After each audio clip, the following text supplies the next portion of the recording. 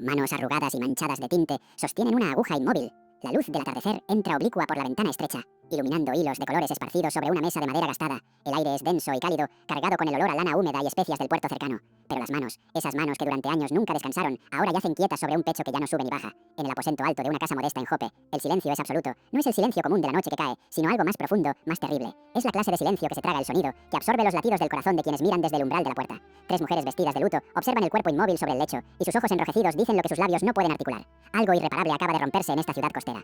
Estás a punto de descubrir cómo una mujer cuyo nombre casi nadie recuerda se convirtió en el corazón latente de toda una comunidad. Cómo sus manos callosas y humildes tejieron algo más poderoso que cualquier ejército o riqueza. Amor tangible, servicio silencioso, dignidad restaurada. Si esta historia te conmueve, suscríbete y activa la campanita. No querrás perderte lo que sucede a continuación. La más anciana de las tres mujeres da un paso adelante. Sus dedos temblorosos tocan la túnica que cubre el cuerpo de Tabitha, una prenda que ella misma confeccionó hace apenas 2 lunas. El tejido es simple pero perfecto, cada puntada ejecutada con una precisión que solo viene de años de práctica devota. Las otras dos mujeres se acercan también, y una de ellas rompe el silencio con un sollozo ahogado que desencadena una cascada de lágrimas contenidas. Fuera, en las calles estrechas de Jope, la noticia se propaga como fuego en paja seca. Las viudas abandonan sus tareas, los comerciantes dejan sus puestos, los niños corren descalzos anunciando lo imposible. Tabitha ha muerto. Tabitha, la discípula. Tabitha, la que nunca negó ayuda a nadie. Tabitha, cuyas manos convirtieron retazos de tela en mantos de esperanza para los olvidados. El puerto bullicioso se detiene, como si la ciudad entera hubiera perdido su pulso. Dentro del aposento, las manos de Tabitha permanecen cruzadas sobre su pecho. Manos que conocieron el dolor de las agujas mal dirigidas, que sangraron sobre telas blancas mientras trabajaba hasta el amanecer. Manos que nunca pidieron nada a cambio, que rechazaron el pago una y otra vez, porque para ella el servicio no tenía precio. Son manos pequeñas, comunes, sin adornos ni joyas. Pero en este momento, bajo la luz mortecina del crepúsculo, parecen las manos más importantes del mundo.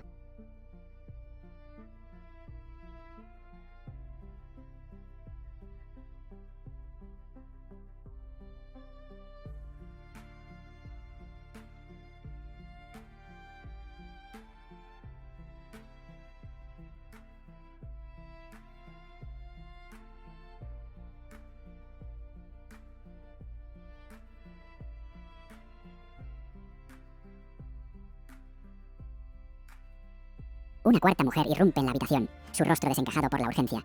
Ha corrido desde el otro extremo de la ciudad. Su respiración entrecortada revela la desesperación que la impulsa. Se arrodilla junto al lecho y toma una de las manos frías de Tabitha, apretándola contra su mejilla mientras llora sin consuelo. Esta mujer lleva puesta una túnica púrpura, demasiado fina para ser suya, demasiado bien confeccionada para haber salido de sus propias manos torpes. Fue un regalo de Tabitha hace 3 años, el día en que esta viuda perdió a su último hijo y creyó que la vida ya no valía la pena. Las historias comienzan a fluir entre sollozos. Una recuerda cómo Tabitha apareció en su puerta después del incendio que destruyó su hogar, trayendo mantas tejidas y ropa para sus hijos. Otra cuenta cómo, cuando su esposo murió en el mar y los acreedores amenazaron con venderla como esclava, Tabitha vendió sus propias posesiones para pagar la deuda. Una tercera susurra cómo Tabitha le enseñó a coser, dándole no solo una habilidad, sino una razón para levantarse cada mañana cuando el duelo la paralizaba. Pero ahora, esas manos están quietas, el telar en el rincón permanece a medio terminar, un manto de lana azul cuelga de los hilos verticales esperando dedos que ya no volverán. Sobre la mesa, 3 túnicas completas aguardan ser entregadas a sus destinatarios, una para el niño huérfano que vive junto al pozo, otra para la anciana ciega que mendiga en la plaza, la tercera para la mujer extranjera que llegó hace poco huyendo de la violencia. Tabitha las terminó ayer, justo antes de que la fiebre la derribara como un rayo invisible.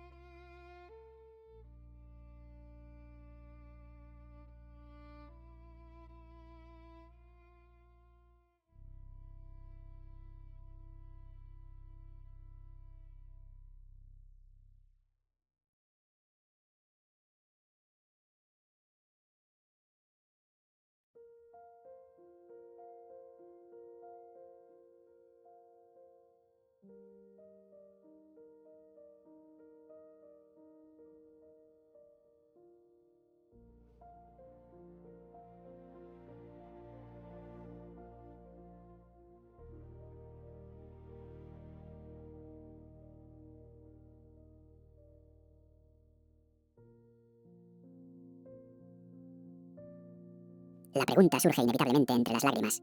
¿Qué haremos ahora? La comunidad de viudas, huérfanos y desposeídos que Tabitha construyó con sus manos incansables se enfrenta al vacío. ¿Quién les dará ropa cuando el invierno llegue? ¿Quién les recordará que tienen valor cuando el mundo los trata como invisibles? ¿Quién les mostrará que el amor no es solo una palabra bonita, sino una acción tangible, una puntada tras otra, un acto de servicio tras otro? Alguien menciona a Pedro. El apóstol está en Lida, apenas a 2 horas de camino. Si alguien puede hacer algo, si hay alguna esperanza en medio de esta oscuridad aplastante, debe ser él. 2 hombres salen corriendo hacia la puerta, sus sandalias golpeando las piedras de la calle, mientras el sol finalmente se oculta tras el horizonte del Mediterráneo. Corren como si sus vidas dependieran de ello, porque en cierto modo así es. Si Tabitha desaparece, una parte fundamental de ellos desaparece también. Dentro del aposento, las mujeres preparan el cuerpo según la costumbre, lavan las manos que lavaron tantas heridas, perfuman la piel que nunca conoció el lujo de los ungüentos caros, cubren el rostro sereno, enmarcado por cabello gris que nunca tuvo tiempo para ser peinado con vanidad, y mientras trabajan, lloran, no solo por la pérdida de una amiga, sino por la extinción de algo más grande, la prueba viviente de que la bondad ordinaria puede cambiar el mundo.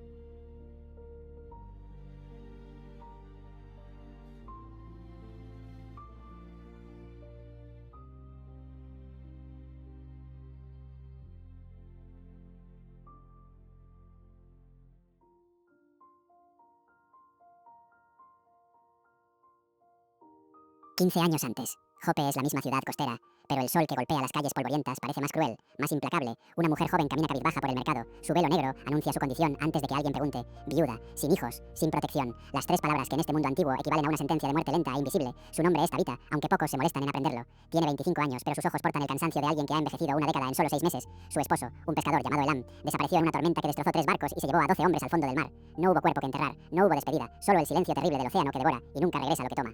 Ahora ella camina entre puestos de mercado donde antes caminaba junto a él, y cada paso es un recordatorio de todo lo que perdió. La pequeña casa que compartían es demasiado grande para una persona sola y demasiado llena de recuerdos. Las redes de pescar cuelgan inútiles en la pared, herramientas que ya no tienen dueño. La túnica de Elam sigue doblada junto a la ventana, como si él pudiera regresar en cualquier momento y ponérsela. Tabitha no puede tocarla, no puede regalarla, no puede quemarla, así que permanece ahí, un monumento textil a un futuro que se ahogó en aguas oscuras.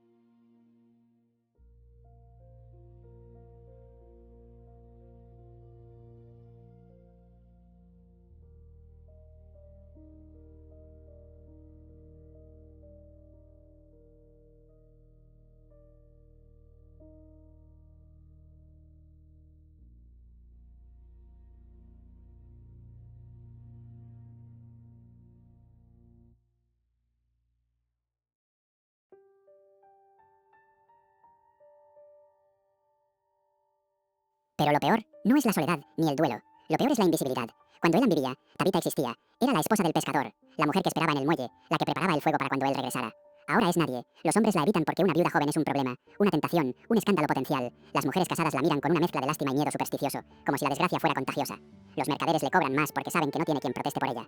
Una noche, sentada en el suelo de su casa vacía, Tabitha contempla las opciones que le quedan. Puede mendigar, pero la humillación de extender la mano y rogar por migajas es un tipo de muerte en sí misma. Puede venderse como sirvienta, pero sin referencias ni familia que responda por ella, terminará en manos de cualquier amo cruel que pague lo suficiente. Puede dejarse morir de hambre, simplemente rendirse y esperar que el final llegue pronto. Ninguna opción ofrece dignidad, ninguna promete futuro. Entonces sus ojos caen sobre algo olvidado en el rincón, el telar pequeño que su madre le enseñó a usar cuando era niña. Junto a él, una cesta con lana, sin hilar y tintes naturales que Elam le compraba en los días buenos. Tabitha se acerca lentamente, como si el objeto pudiera desaparecer si se mueve demasiado rápido.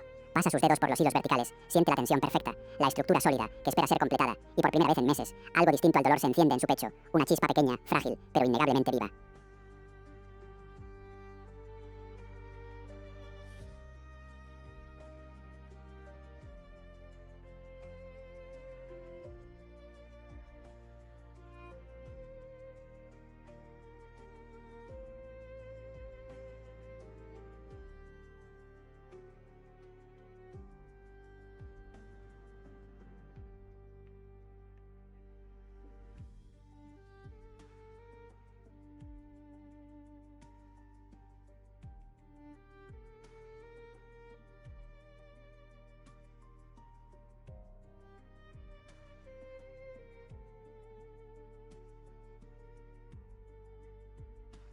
Comienza esa misma noche. No tiene un plan grandioso, ni una visión divina, solo manos que necesitan moverse y una mente que necesita olvidar. Hila la lana con dedos torpes por falta de práctica. Sus manos sangran cuando la rueca la castiga por la prisa, pero continúa. El ritmo repetitivo es hipnótico, casi medicinal. Hilar, tejer. Las horas pasan sin que las note, y cuando el amanecer ilumina la habitación, tiene ante ella un trozo de tela tosco pero funcional. No es hermoso, pero es algo, es prueba de que todavía puede crear cuando todo a su alrededor habla de destrucción. Durante días trabaja sin descanso, mejorando con cada pasada de la lanzadera. Sus manos desarrollan callos nuevos, sus ojos aprenden a detectar errores que antes pasaba por alto. La primera túnica completa le toma 2 semanas. Es simple, color marrón apagado, con costuras visibles y un corte imperfecto. Pero cuando se la prueba frente al pequeño espejo de bronce, ve algo que no ha visto en meses, propósito. Decide venderla en el mercado para comprar más lana, más tinte, más material para seguir creando. Pero el mercado le enseña una lección brutal. Los comerciantes se ríen de su trabajo, le ofrecen centavos por horas de labor, algunos ni siquiera se molestan en mirar. Una viuda sin reputación no puede competir con los gremios establecidos, con las familias que llevan generaciones tejiendo. Tabitha regresa a casa con la túnica sin vender y las últimas monedas que le quedan convertidas en pan duro. Se sienta en el suelo y por primera vez desde que comenzó a tejer, las lágrimas regresan. No solo ha perdido a su esposo, ahora descubre que su único talento no tiene valor en este mundo cruel.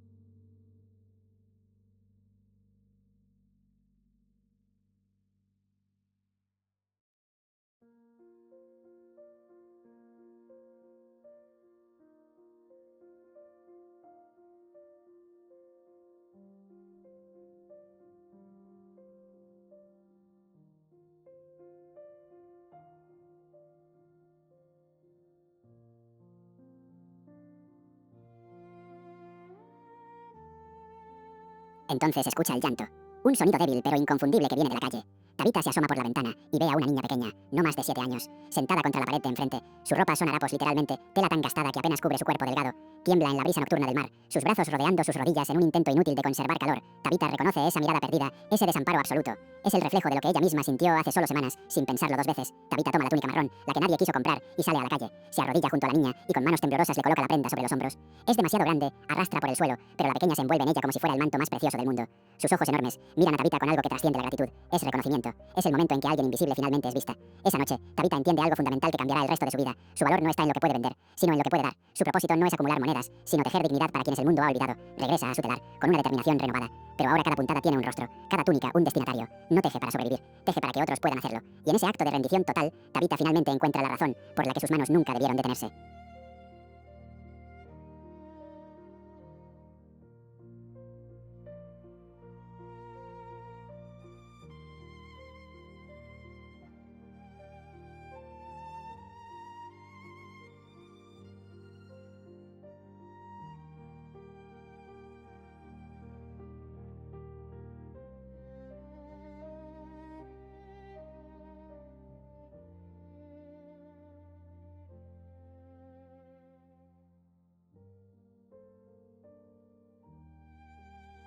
La reputación de Tabitha no se construye con palabras, sino con hilos. Durante los primeros meses, trabaja en silencio, tejiendo túnicas que aparecen misteriosamente en las puertas de quienes más lo necesitan.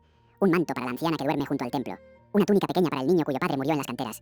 Un chal grueso para la mujer extranjera que llegó huyendo de la guerra, con solo la ropa que llevaba puesta.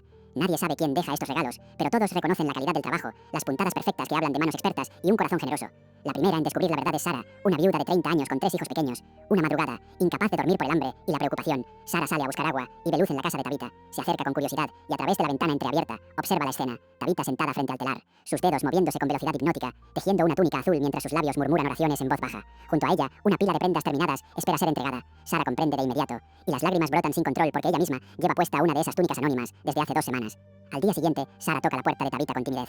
No viene a agradecer, aunque la gratitud la desborda. Viene a ofrecer sus manos torpes y su voluntad inquebrantable. Tabitha la mira en silencio por un momento largo, sus ojos evaluando no la habilidad sino la determinación. Entonces asiente y le entrega una aguja, hilo y un trozo de tela. Así comienza algo más grande que ambas. No solo una alianza entre 2 viudas, sino el nacimiento de una comunidad construida sobre el principio de que la invisibilidad puede transformarse en solidaridad.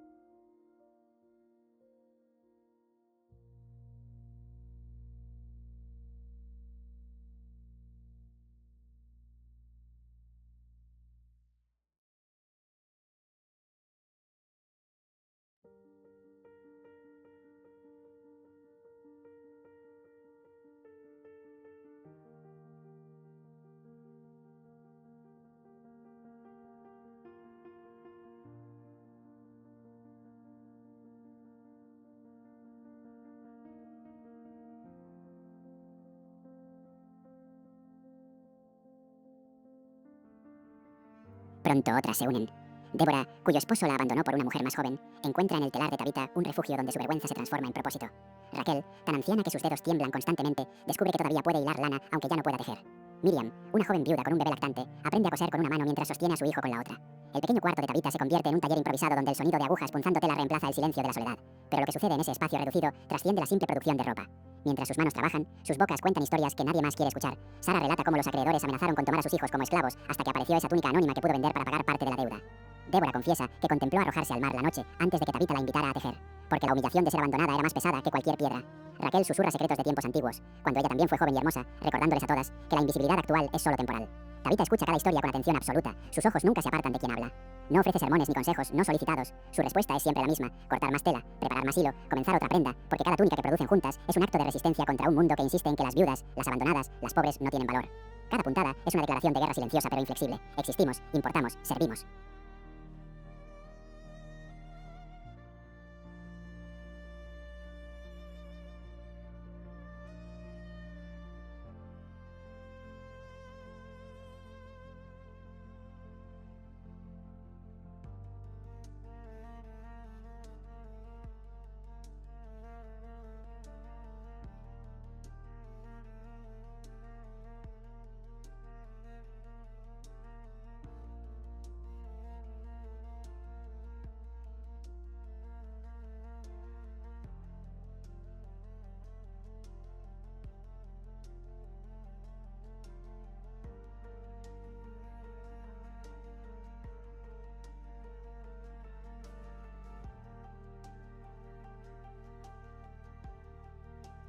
Los destinatarios de su obra comienzan a multiplicarse. Ya no son solo viudas y huérfanos locales. Los marineros que llegan al puerto hablan de una comunidad de mujeres en Jope que viste a los desnudos sin pedir nada a cambio. Los viajeros llevan historias de túnicas que salvaron vidas durante el invierno, de mantos que permitieron a mendigos recuperar suficiente dignidad para buscar trabajo. Un anciano ciego llega desde Jerusalén después de escuchar que en esta ciudad costera alguien le dará ropa, sin exigir que demuestre su necesidad primero. Pero no todo es pacífico. Los comerciantes de telas comienzan a quejarse de que estas mujeres regalan lo que ellos intentan vender. Los líderes religiosos murmuran que una comunidad de viudas trabajando juntas sin supervisión masculina es indecorosa, potencialmente escandalosa. Algunos acusan a Tabita de robar clientela, otros insinúan motivaciones oscuras detrás de su generosidad. El rumor más venenoso sugiere que usa la caridad como fachada para practicar algún tipo de hechicería, porque ¿cómo puede una simple viuda producir tanto sin ayuda divina o demoníaca?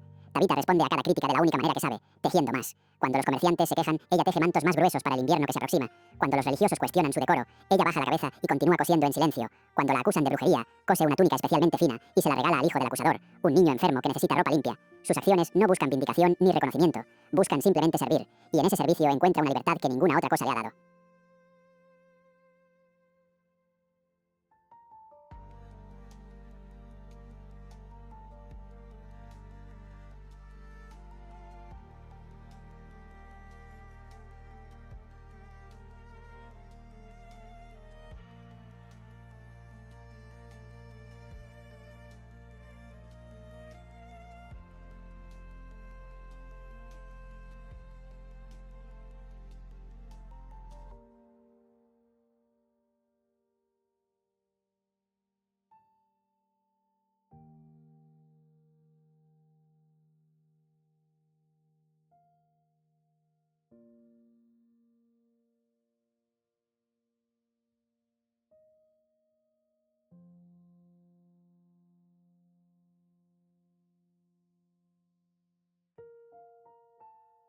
Un día llega al taller una mujer diferente. No es viuda ni pobre ni abandonada.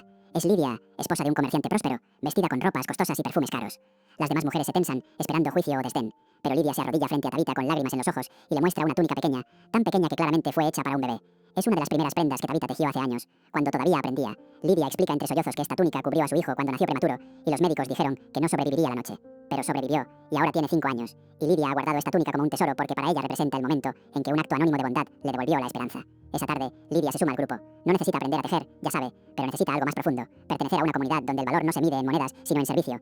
Trae consigo telas finas que compra con su propio dinero, tintes costosos, agujas de mejor calidad. Y con su llegada, el alcance del trabajo se expande aún más. Ahora pueden producir no solo prendas funcionales, sino hermosas. Túnicas que no solo cubren, sino que dignifican. Mantos que transforman a mendigos en personas que caminan con la cabeza en alto. Así, puntada tras puntada, historia tras historia, Tabita construye algo que ningún arquitecto podría diseñar. Una red de amor tangible que sostiene a los quebrantados y les recuerda que ser invisible para el mundo no significa ser invisible para Dios.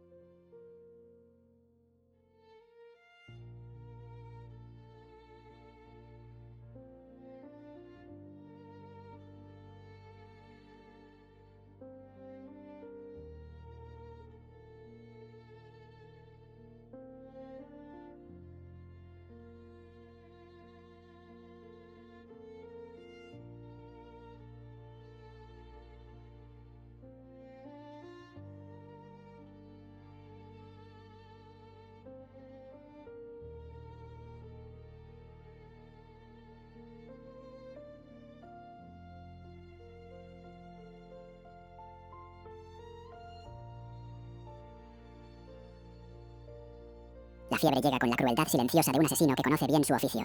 Un día Tabita trabaja normalmente en su telar, sus manos ejecutando los movimientos familiares con la precisión de 15 años de práctica. Al siguiente, sus dedos tiemblan tanto que no pueden sostener la aguja, y su frente arde con un calor que no proviene del sol mediterráneo. Sara es la primera en notar que algo está terriblemente mal cuando Tabita no aparece al amanecer. La única vez en años que el taller permanece cerrado después de que sale el sol. Cuando Sara entra en la casa, encuentra a Tabita tirada junto al telar, como si hubiera intentado levantarse y su cuerpo simplemente se rindió a medio camino. Su piel está pálida, excepto por las manchas rojas en sus mejillas, y su respiración sale en jadeos cortos y dolorosos.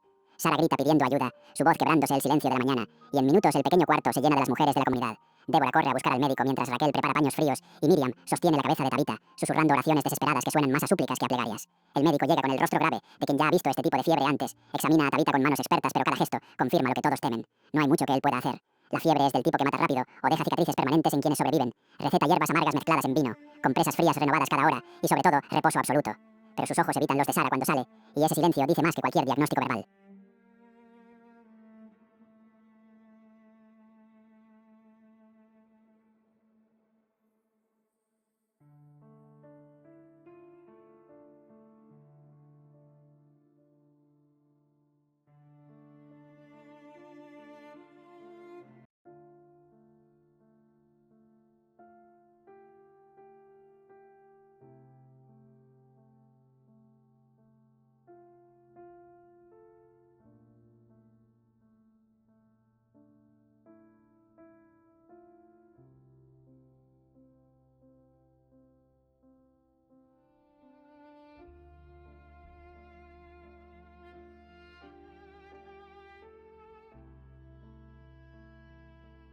Durante 3 días, las mujeres se turnan para cuidar a Tabitha sin descanso.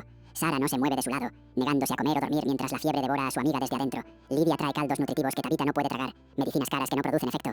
Débora lee las escrituras en voz alta, buscando en los salmos alguna promesa de sanidad que pueda declarar sobre este cuerpo que se apaga. Pero la fiebre no cede, y con cada hora que pasa, la respiración de Tabitha se vuelve más laboriosa, más distante. En el cuarto día, Tabitha abre los ojos brevemente. Su mirada es clara por primera vez en días, y Sara se llena de esperanza, creyendo que el peor momento ha pasado. Pero Tabitha simplemente señala con un dedo tembloroso hacia la mesa, donde las 3 túnicas terminadas esperan ser entregadas. Sus labios se mueven, formando palabras que no tienen sonido. Pero Sara entiende el mensaje. Los destinatarios no deben esperar, la obra no debe detenerse, el servicio continúa incluso cuando ella ya no pueda ejecutarlo.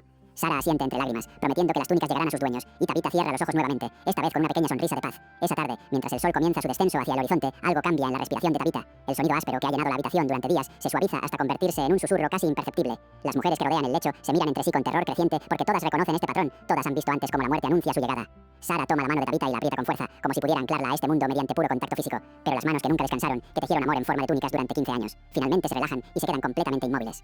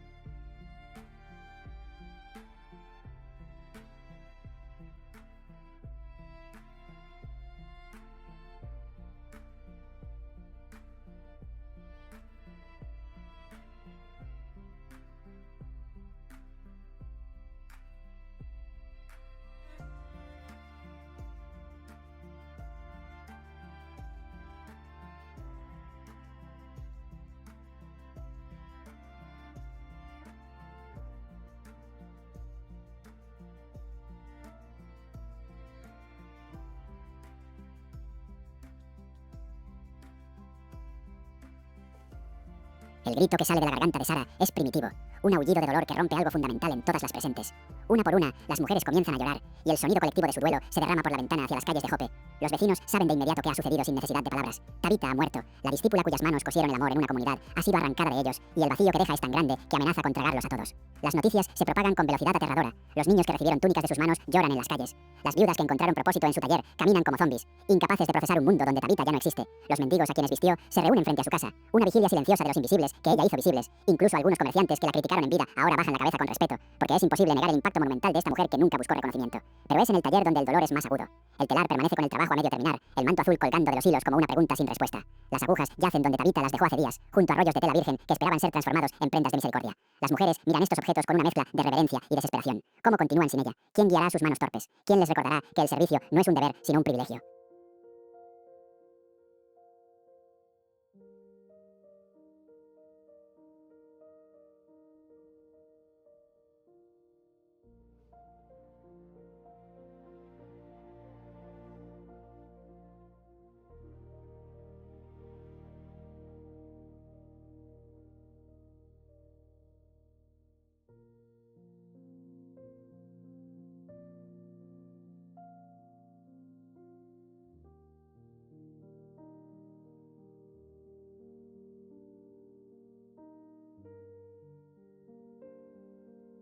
Débora es quien finalmente articula lo que todas piensan. Necesitan ayuda divina, necesitan un milagro. Alguien menciona a Pedro el apóstol, el hombre que caminó con el Mesías, que tiene fama de sanar enfermos y predicar con poder. Está en Lida, solo unas horas de camino. Quizás él pueda hacer algo. La sugerencia suena absurda, desesperada, pero la desesperación es exactamente lo que sienten. 2 hombres de la comunidad se ofrecen como voluntarios y antes de que alguien pueda cuestionar la lógica de buscar a un apóstol para una mujer que ya está muerta, salen corriendo hacia la puerta. Corren bajo el sol abrasador del mediodía, sus sandalias levantando polvo en el camino rocoso que conecta Jope con Lida. Corren con la urgencia de quien sabe que cada minuto cuenta aunque la razón les diga que ya es demasiado tarde. Corren porque no saben qué más hacer, porque la alternativa es aceptar que el corazón latente de su comunidad ha dejado de latir, y mientras corren, en el aposento alto de Jope, las mujeres preparan el cuerpo de Tabitha según la costumbre, lavándolo con lágrimas que no cesan, perfumándolo con los últimos ungüentos que les quedan, vistiéndola con la túnica más fina que ella misma tejió, pero nunca se puso porque siempre hubo alguien que la necesitaba más. El sol se pone sobre Jope, tiñendo el cielo de naranja y púrpura, colores hermosos que contrastan cruelmente con la oscuridad que ha caído sobre la comunidad. En el aposento alto, las viudas se sientan en círculo alrededor del cuerpo de Tabitha, sin saber qué hacer o decir. El silencio es absoluto, excepto por el sonido ocasional de sollozos ahogados. Y en ese silencio terrible, todas se hacen la misma pregunta imposible. ¿Puede Dios devolver lo que la muerte ha tomado? ¿O acaso el amor que Tabitha tejió termina aquí, en este cuarto oscuro, con manos que nunca volverán a moverse?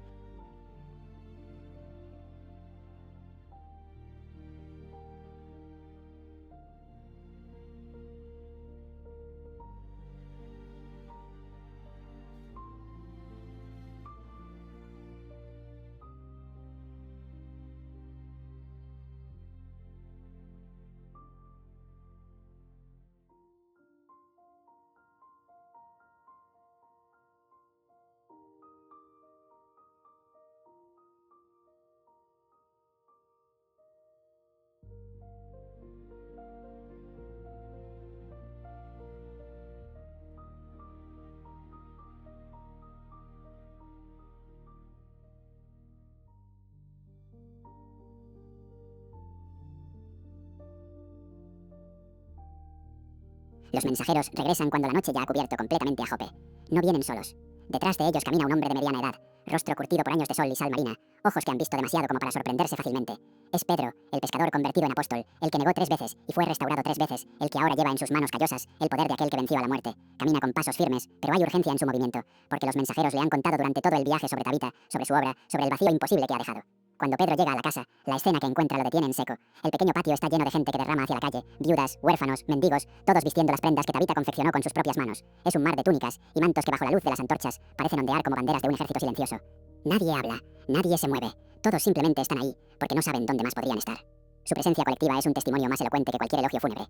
Pedro sube las escaleras hacia el aposento alto, cada peldaño cruje bajo su peso, y el sonido parece amplificarse en el silencio expectante que lo rodea. Cuando entra en la habitación, las viudas que han mantenido vigilia junto al cuerpo de Tabitha se ponen de pie. Sus rostros muestran una mezcla extraña de esperanza desesperada y vergüenza por atreverse a tener esperanza. Sara da un paso adelante, sus ojos hinchados por días de llanto ininterrumpido, y sin decir palabra, señala hacia el lecho donde yace el cuerpo inmóvil.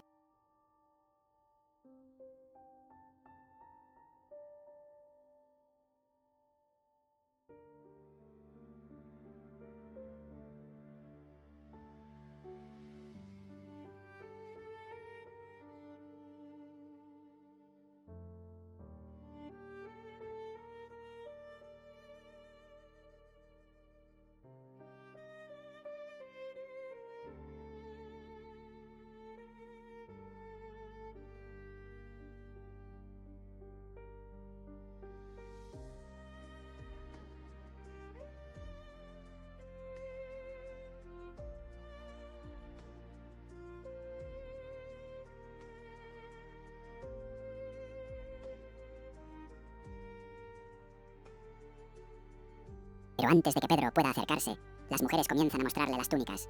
Una por una, desesperadas por hacerle entender quién era Tabitha, le enseñan las prendas que visten, las que tienen guardadas como tesoros, las que esperan en la mesa para ser entregadas. Débora sostiene un manto azul contra la luz de la lámpara, señalando cada puntada perfecta, mientras explica entre sollozos cómo este manto le devolvió la dignidad cuando su esposo la abandonó. Raquel muestra una túnica pequeña, tan desgastada por el uso que casi transparenta, porque su nieto la usó durante 3 años y se negó a dejarla ir incluso cuando le quedó pequeña. Lidia extiende ante Pedro un vestido púrpura que Tabitha le regaló después de que ella perdiera a su segundo hijo. Las lágrimas corren por su rostro mientras cuenta cómo ese vestido le permitió salir de su casa por primera vez en meses. Porque cuando se lo ponía no se sentía como una madre en duelo, sino como una mujer que todavía tenía propósito. Miriam sostiene contra su pecho una túnica que Tabitha cosió mientras amamantaba a su bebé, explicando cómo cada puntada fue ejecutada con una mano, porque la otra sostenía al niño, y cómo esa prenda se convirtió en símbolo de que la maternidad y el servicio podían coexistir. Pedro escucha cada historia, observa cada prenda, y algo profundo se mueve en su interior. Estas no son simplemente túnicas y vestidos, son evidencia tangible de un amor que se negó a quedarse abstracto, que se materializó en hilo y tela. Son prueba de que el reino de Dios no solo se predica con palabras, sino que se teje con manos dispuestas a sangrar por otros. Son el testimonio silencioso, pero irrefutable de una vida que entendió lo que muchos nunca comprenden, que la grandeza no se mide en aplausos, sino en servicio anónimo.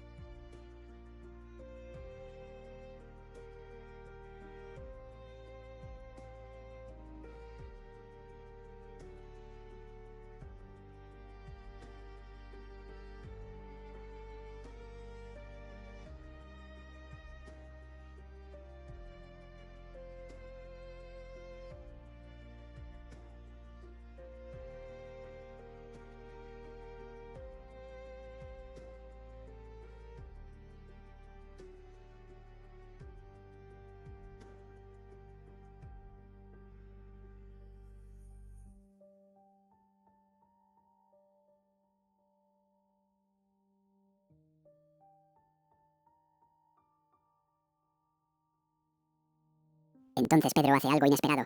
Con voz firme pero gentil, pide a todas que salgan de la habitación. Las mujeres se miran entre sí confundidas, reacias a dejar sola a su amiga, incluso en muerte. Pero hay algo en los ojos de Pedro, una autoridad que no es arrogancia, sino confianza en algo más grande que él mismo, que las hace obedecer.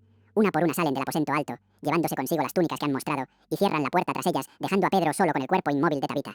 El apóstol se arrodilla junto al lecho, no en la postura casual de quien simplemente se agacha, sino en la posición completa de quien comprende que está a punto de pedir algo que solo el Creador puede conceder. Sus rodillas tocan el suelo frío, sus manos se entrelazan, y su rostro se eleva hacia el techo como si pudiera ver a través de las vigas de madera hasta el trono celestial. Y comienza a orar, no con palabras ensayadas o fórmulas religiosas, sino con la súplica cruda de quien ha visto demasiada muerte y está cansado de que el enemigo siga ganando batallas. No sabemos cuánto tiempo hora, pudo haber sido minutos u horas, porque en momentos así, el tiempo deja de fluir normalmente. Afuera, las viudas esperan con una tensión que es casi física, sus oídos esforzándose por captar cualquier sonido que provenga del aposento alto. El silencio se extiende tan largo que algunas comienzan a perder la esperanza frágil que las trajo hasta aquí. Quizás fue una locura pensar que la muerte podía ser revertida. Quizás Tabitha está destinada a permanecer en ese lecho frío para siempre.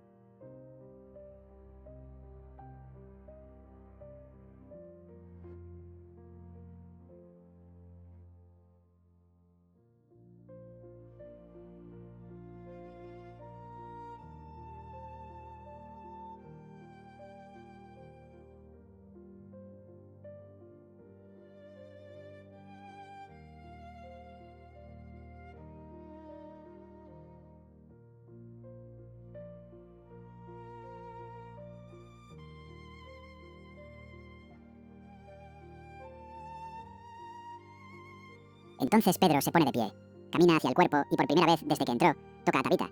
Coloca su mano sobre la frente fría y con una voz que es simultáneamente autoritaria y tierna, dice dos palabras en arameo. Tabitha, levántate. No es una súplica ni una esperanza. Es una orden que resuena con el mismo poder que una vez le dijo al mar que se calmara, que le ordenó a Lázaro salir de la tumba, que transformó agua en vino. Por un momento eterno no sucede nada. El silencio en la habitación es tan completo que Pedro puede escuchar el latido de su propio corazón, pero entonces, tan suave que casi podría ser imaginado, viene un sonido. El sonido de aire llenando pulmones vacíos. Los ojos de Tabitha, cerrados desde hace horas, se abren lentamente. Su mirada está confundida al principio, como alguien que despierta de un sueño muy profundo y no recuerda dónde está. Ve a Pedro arrodillado junto a ella y sus labios forman una pregunta silenciosa. Pedro extiende su mano y Tabitha la toma. Sus dedos, que estuvieron rígidos por la muerte, ahora responden al contacto con vida renovada. El apóstol la ayuda a sentarse y luego a ponerse de pie. Ella se tambalea ligeramente, sus piernas recordando cómo funciona el equilibrio después de haber estado inmóviles. Pedro la sostiene firmemente, sonriendo con una mezcla de alivio y asombro, porque aunque ha visto milagros antes, cada uno sigue siendo igualmente imposible e igualmente real.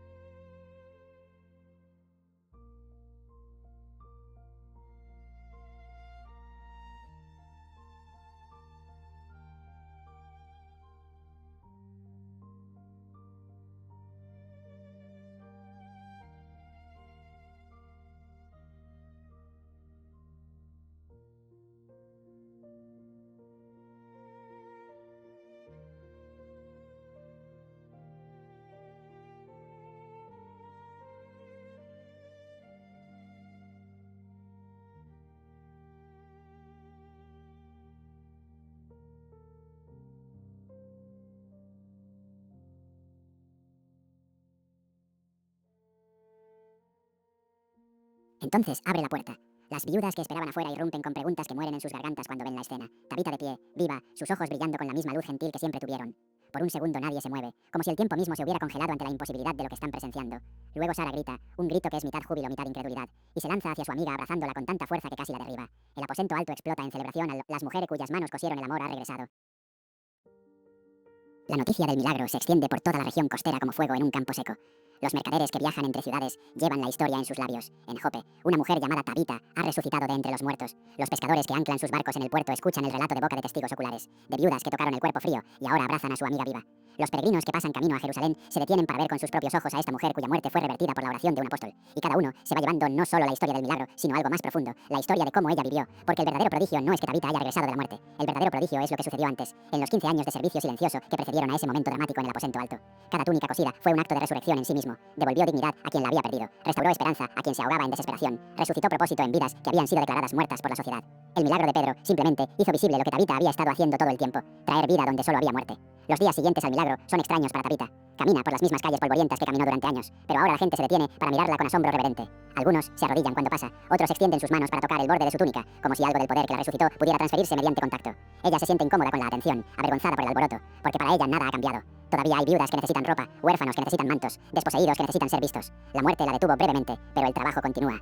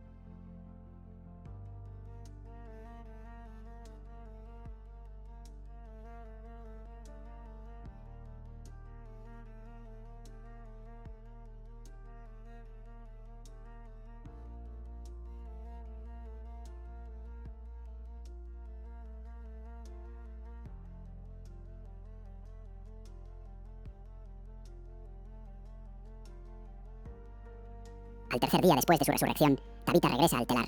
Sus manos tocan los hilos verticales con la familiaridad de quien regresa a casa después de un largo viaje. El manto azul todavía cuelga a medio terminar, esperándola pacientemente. Se sienta en su lugar habitual, toma la lanzadera y reanuda el trabajo exactamente donde lo dejó. El sonido del telar moviéndose de un lado a otro es música para los oídos de las viudas que han estado esperando afuera, y una por una entran al taller y retoman sus propias tareas. No hablan del milagro, no filosofan sobre lo que significa, simplemente tejen, porque eso es lo que hacen, porque el servicio no espera.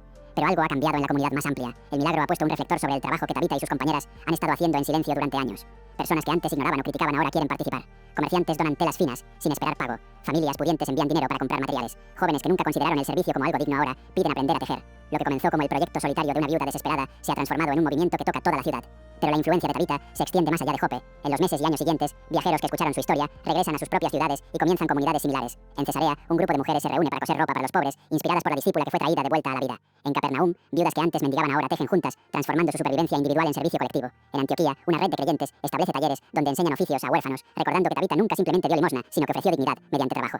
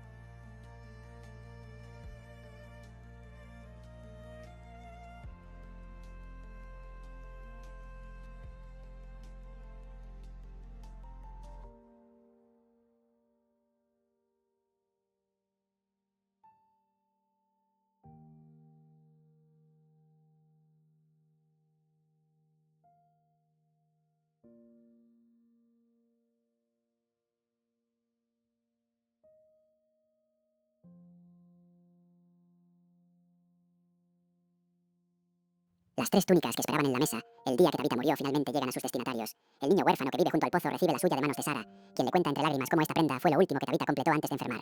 La anciana ciega que mendiga en la plaza llora cuando Débora le coloca el manto sobre los hombros, porque alguien pensó en ella incluso desde el borde de la muerte.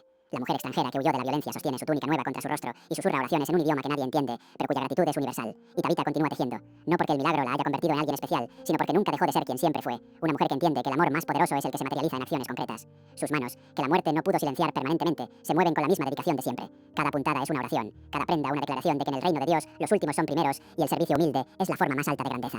Años después, cuando Tabitha finalmente muere de vejez, rodeada por la comunidad que construyó, su funeral es diferente. No hay desesperación esta vez, no hay carreras urgentes buscando apóstoles. Hay dolor, por supuesto, porque amar profundamente significa doler profundamente cuando llega la separación. Pero también hay paz, porque todos saben que lo que Tabitha sembró no puede morir. Las manos pueden detenerse, pero el legado de esas manos continúa en cada persona que ella vistió, en cada vida que ella tocó, en cada discípulo que ella inspiró a servir, sin buscar reconocimiento.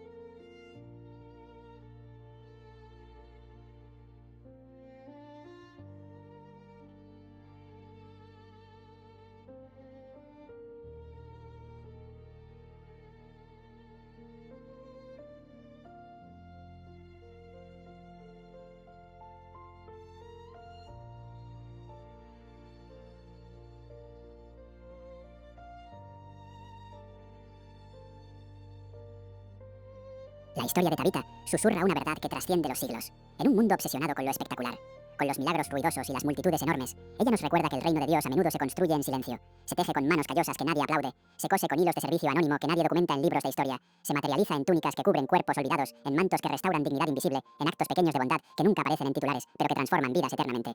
Quizás hoy te sientas insignificante, quizás mires tus manos y solo veas limitación, no potencial. Quizás pienses que tus actos pequeños de servicio no importan en el esquema grande de las cosas. Pero la historia de Tabitha proclama lo contrario. Cada acto de amor es una puntada en un tapiz eterno. Cada gesto de bondad teje conexiones que ni la muerte puede deshacer. Cada vida que tocas con servicio genuino se convierte en evidencia tangible de que Dios no ha abandonado este mundo quebrantado. Las manos de Tabitha descansaron hace mucho tiempo, pero el amor que cosieron sigue vistiendo a los desposeídos, sigue cubriendo a los olvidados, sigue recordándonos que la grandeza verdadera no se mide en aplausos, sino en vidas transformadas. Su legado nos desafía con una pregunta simple, pero penetrante. ¿Qué estamos tejiendo con nuestras propias manos? Y si alguien llorará cuando dejemos de tejer, porque su mundo será más frío sin lo que creamos.